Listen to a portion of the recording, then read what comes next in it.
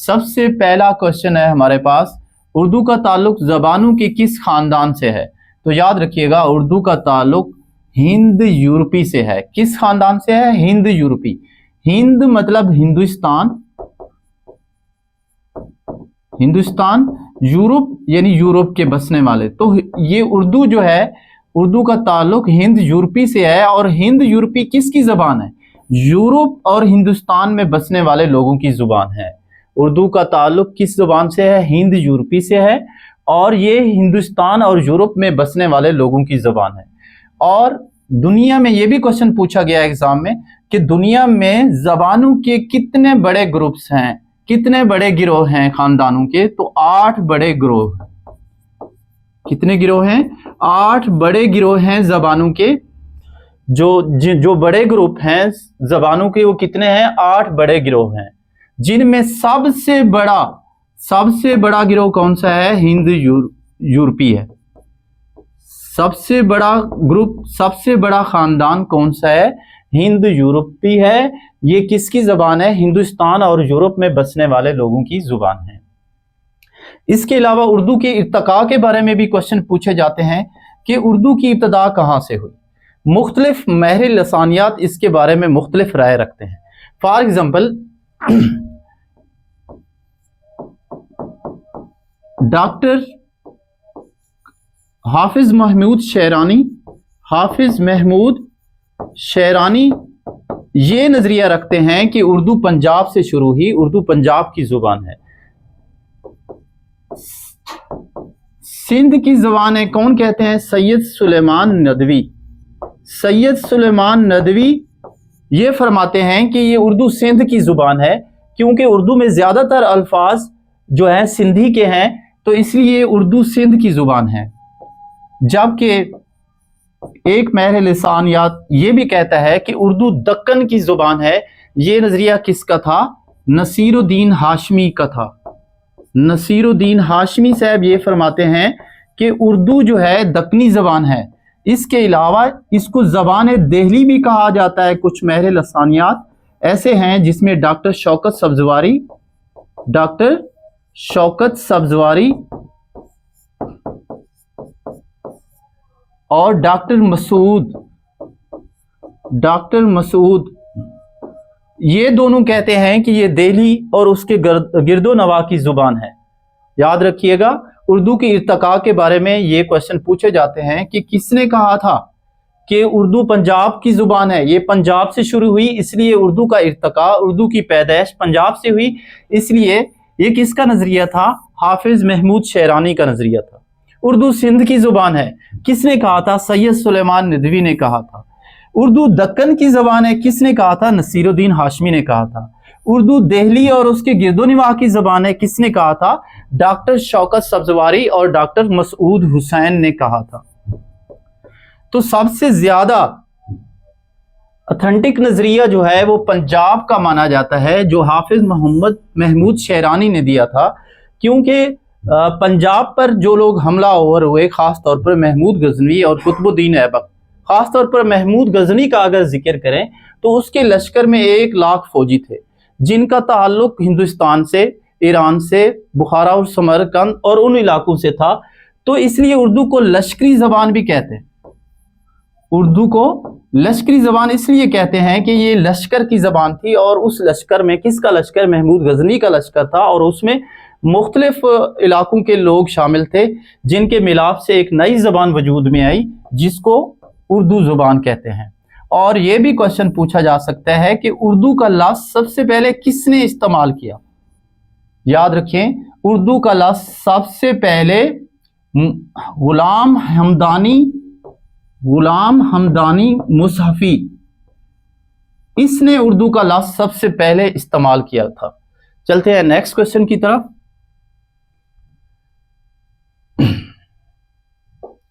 और next question है हमारे पास, बागो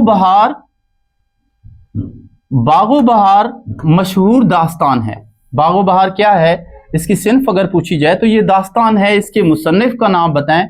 याद रखें, इसके मुसन्निफ का नाम है मीर अमन देहलवी। मीर अमन देहलवी ने बागो बहार लिखी थी। असल में ये बागो बहार तर्जमा है किसका? चहार दरवेश का। बागो बहार किसका तर्जमा है? चहार दरवेश था। चहार दरवेश किसने लिखी थी? याद रखें, ये अमीर खुसरू ने लिखी थी। अमीर खुसरू ने लिखी थी, ये फारसी में थी और इसका तर्जमा किया गया बागो बहार की सूरत में। किसने किया? मीर अमन देहलवी ने किया। मीर अमन देहलवी कौन थे? ये फोर्ट विलियम कॉलेज के मुसन्निफीन में थे। फोर्ट विलियम कॉलेज किसने बनाया था? लॉर्ड वेल्जली ने बनाया था। लॉर्ड वेल्जली इसने बनाया था। कब बनाया था? 1800 में बनाया था।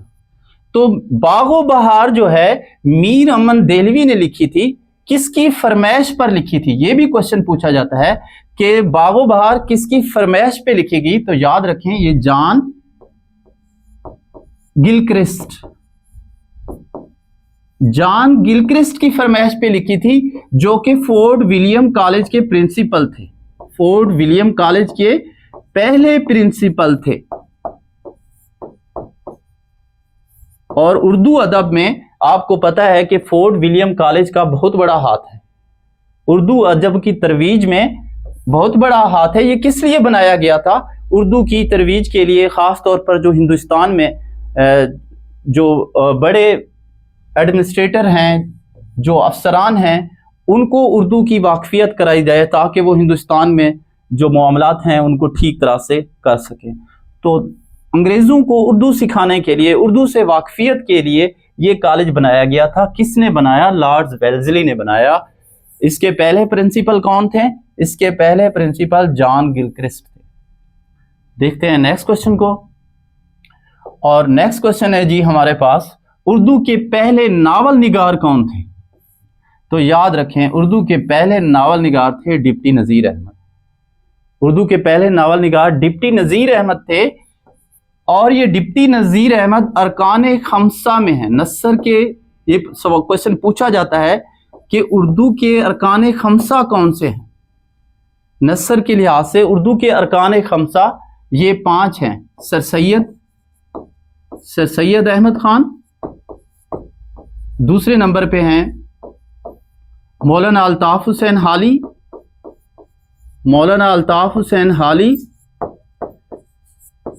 मौलाना शिबली नुमानी, मौलाना शिबली नुमानी,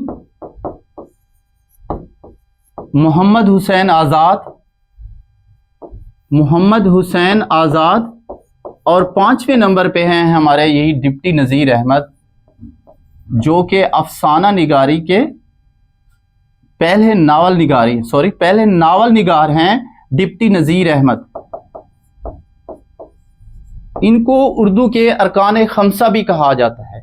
इनको उर्दू के अरकान खमसा भी कहा जाता है। सर सैयद, मौलाना अल्ताफ हुसैन हाली, मौलाना शिबली नुमानी, मोहम्मद हुसैन आज़ाद और डिप्टी नज़ीर अहमद।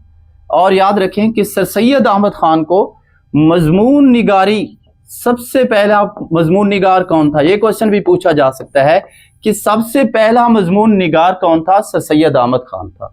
जो इंग्लिश की एक सिन्फ है ऐसे, ये उर्दू में किसने इंट्रोड्यूस कराई? ये क्वेश्चन पूछा जा सकता है। सर सैयद अहमद खान। सर सैयद अहमद खान वो वहद शख्स थे, वो पहले शख्स थे जिसने मजमून निगारी की भी इब्तदा की थी। जिस तरह नावल निगारी की इब्तदा किसने की? डिप्टी नज़ीर अहमद ने की। मजमून निगारी की इब्तदा किसने की? सर सैयद ने की। इसके अलावा इंशाइया, उर्दू की एक सिन्फ ये भी है इंशाइया, ये भी स्टार्ट किसने की थी? शुरू किसने की थी? सर सैयद अहमद खान ने की थी। मौलाना अल्ताफ हुसैन हाली, जिसने मुसद्दे से हाली लिखी थी, ये तनकीद निगारी के इमाम आप इनको कह सकते हैं। ये पहले तनकीद निगार कहा जाए, पूछा जाए कौन थे? मौलाना अल्ताफ हुसैन हाली थे। उन्होंने लिखी थी मुकदमा शेर व शायरी।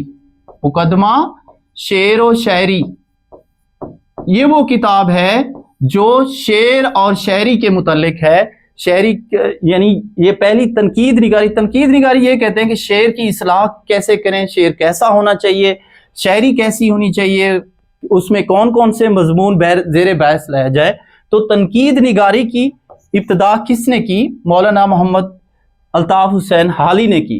इसी तरह सीरत निगारी की बात करें, सामान्य निगारी की बात करें, सीरत निगारी की बात करें तो मौलाना शिबली नुमानी को फौकियत हासिल है। मौलाना शिबली नुमानी वो थे जिन्होंने सीरत निगारी और सामान्य निगारी में ये कमाल महारत रखते थे। मोहम्मद हुसैन आज़ाद की एक किताब आबे हयात, इसका नाम सुना होगा आपने, आबे हयात।